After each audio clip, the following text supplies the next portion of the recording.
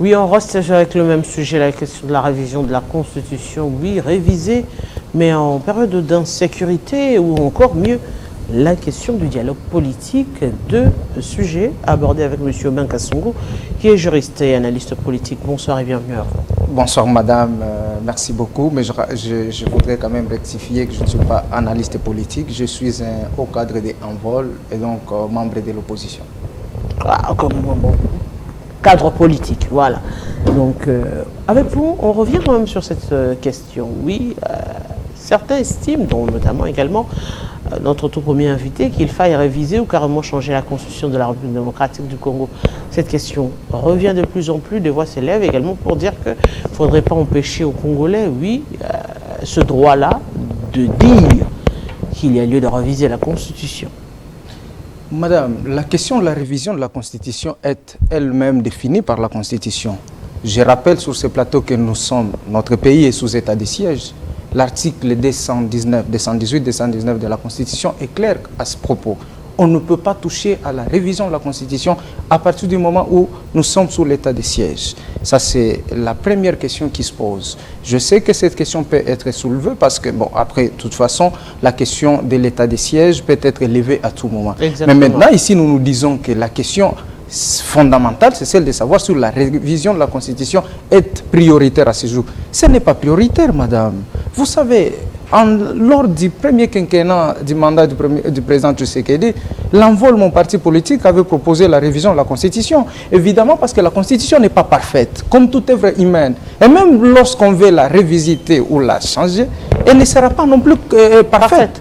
Il y aura toujours des imperfections parce que ça sera l'œuvre humaine. Mais ici, nous nous disons que pour le moment, il n'y a ni nécessité ni urgence de pouvoir réviser la Constitution que nous avons. Je me suis même posé la question fondamentale de savoir, est-ce que c'est la Constitution actuelle qui interdit ou qui empêche au président Tshisekedi de pouvoir améliorer les conditions de vie des Congolais?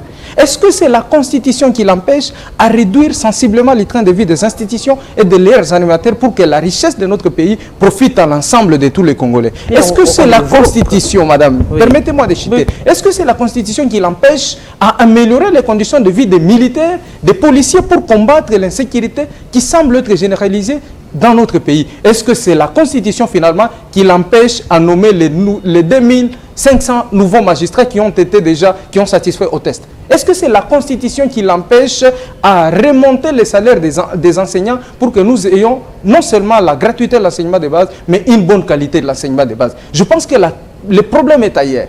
La révision de la Constitution ne peut pas être soulevée à ce jour, d'autant que la vie des Congolais va mal et à ce jour, rien ne marche dans tous les secteurs de la vie et ce n'est pas la Constitution qui autorise à M. Tshisekedi d'être tout le temps en dehors du pays et de ne pas voyager à l'intérieur du pays et connaître les véritables problèmes des Congolais. Vous vous rendez compte, madame, que la révision de la Constitution ne peut pas être d'actualité à ce jour, d'autant que tout va mal dans notre pays et que le problème est ailleurs. Disons-le clairement, est-ce que vous estimez que le président de la République n'est pas obligé de descendre sur terrain pour s'enquérir de la situation? Il y a des situations qui sont actualisées, il y a des personnes qui sont placées justement pour donner tous ces rapports-là et dans les moindres détails. Est-ce qu'aujourd'hui, politiquement, c'est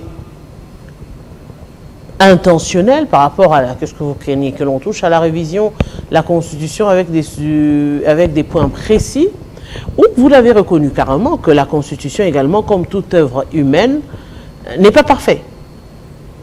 Mais si honnêtement, l'on devrait réfléchir aujourd'hui et rester scientifique et non politique, l'on dira oui, c'est vrai qu'il y a des situations qui ne semblent pas très bien marcher actuellement et qui méritent d'être révisées avec la Constitution.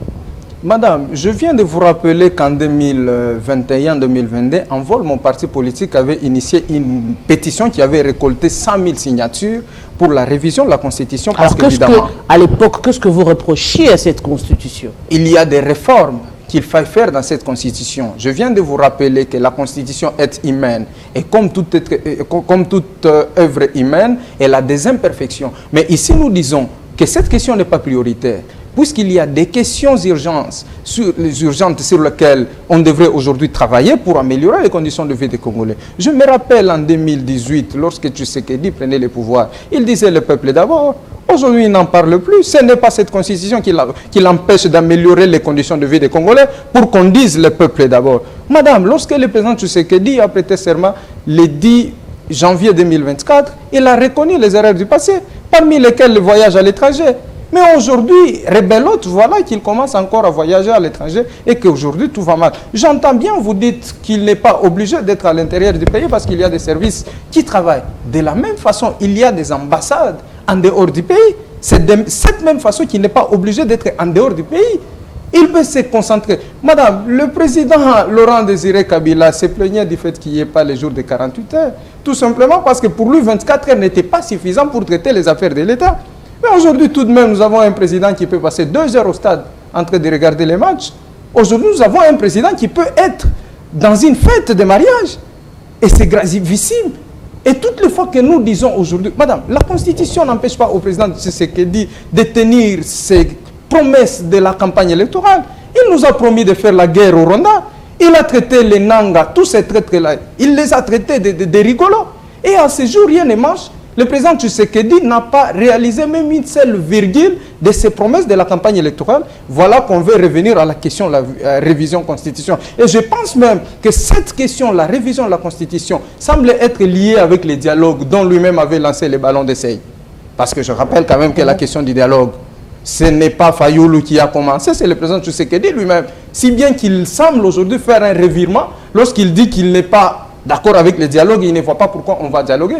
Mais rappelez-vous, Tshisekedi face à Christian Lusakweno, il a dit qu'il était prêt et que les pères de l'Église catholique l'ont demandé, mais il ne voit pas les opposants accepter. C'est comme ça qu'il avait lancé un ballon d'essai.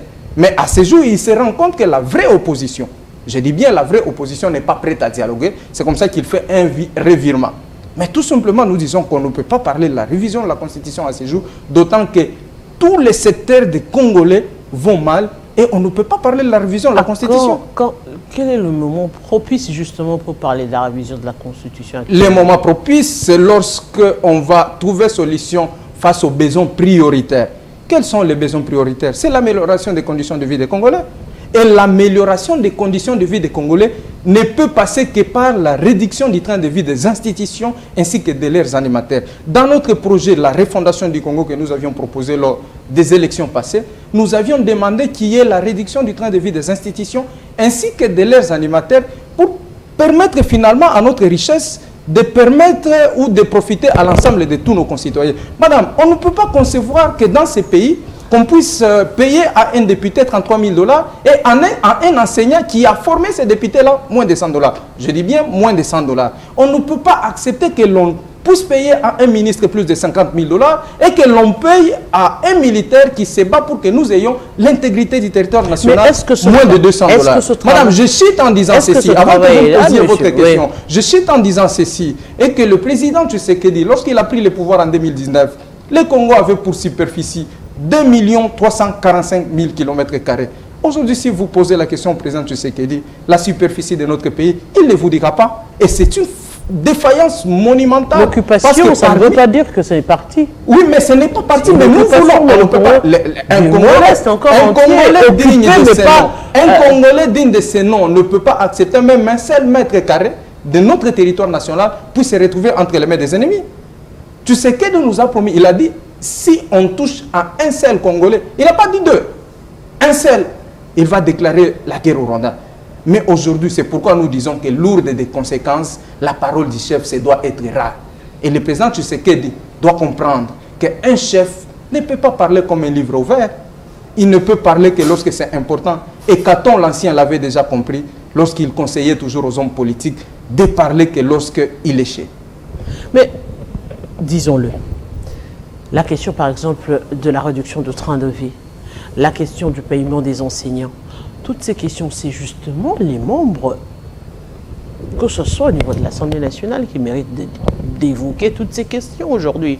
La question de la réduction de train de vie, ce n'est pas la Constitution. Non, madame, c'est là que Comment arriver à faire cette corrélation pour que demain le Congolais ne dise pas que la Constitution n'a pas été révisée, c'est pourquoi les députés touchent autant, nous continuons à toucher autant. Non, ça n'a rien à voir avec la Constitution. Non, ça a à voir avec la Constitution, j'entends bien, oui, c'est vrai. la Constitution est claire sur le budget. C'est le Parlement qui est l'autorité budgétaire. Mais lorsque vous lisez l'article 190, 191 et suivant, la Constitution dit que l'action gouvernementale est définie par le président de la République en concertation avec le Premier ministre. Ici, je rappelle aussi que c'est le président de la République qui préside le Conseil des ministres tous les jours. Et le budget est proposé par le gouvernement après avoir débattu en Conseil des ministres, présidé par le président de la République, pour que ça soit adopté par le Parlement. Et c'est dans ce budget que vous retrouvez les différentes rubriques. On nous a vanté du budget de 18 milliards, mais avec un budget de 4 milliards, de 5 milliards, Matata Pogno nous a doté de 4 avions. Congolais, à ce jour, on n'a aucun avion, notre pays n'a aucun avion. Et c'est très malheureux. C'est là que nous disons que c'est le président lui-même, puisque c'est lui qui définit l'action gouvernementale en concertation avec la première ministre, c'est lui qui devrait s'investir pour qu'il y ait la réduction du train de vie des institutions. Au Conseil des ministres, ça devait être débattu. Si le président a la volonté de changer le vécu du peuple congolais, si le président a la volonté que nous ayons non seulement la gratuité de l'enseignement de base, mais aussi un enseignement gratuit, mais que ce soit, qui repose sur une qualité. Parce que, madame, je rappelle quand même que l'avenir de ce pays ou de la jeunesse congolaise dépend indubitablement de la bonne qualité de l'éducation, quelle que soit. Mais si nous avons une qualité, ou un enseignement gratuit, mais qui n'est pas de qualité, c'est qu'on tue l'avenir. Et c'est là que nous disons que tout cela ne peut passer que par la réduction du train de vie des institutions ainsi que de leurs animateurs. Parce que si l'on réduit les salaires du président de la République, des députés, des ministres et des autres hauts fonctionnaires, ça nous permettra, madame, d'améliorer les conditions de vie des magistrats, des militaires, des enseignants et des autres fonctionnaires, des médecins, pour tout dire. Et ainsi, la richesse de notre pays va profiter à l'ensemble de tous nos concitoyens. À partir du moment où nous avons des dirigeants qui sont manifestement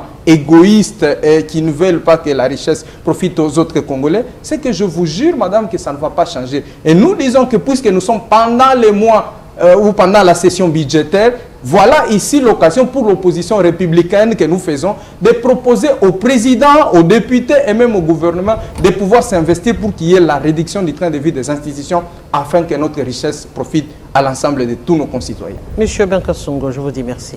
C'est moi qui vous remercie. Je rappelle justement aux téléspectateurs que vous êtes juriste, mais également cadre du parti En Voile. Absolument. Merci à vous. On rappelle également qu'on évoquait la question de la révision de la Constitution en pleine crise sécuritaire. Oui, le dialogue politique également. On reste dans le même élan pour prendre notre troisième invité.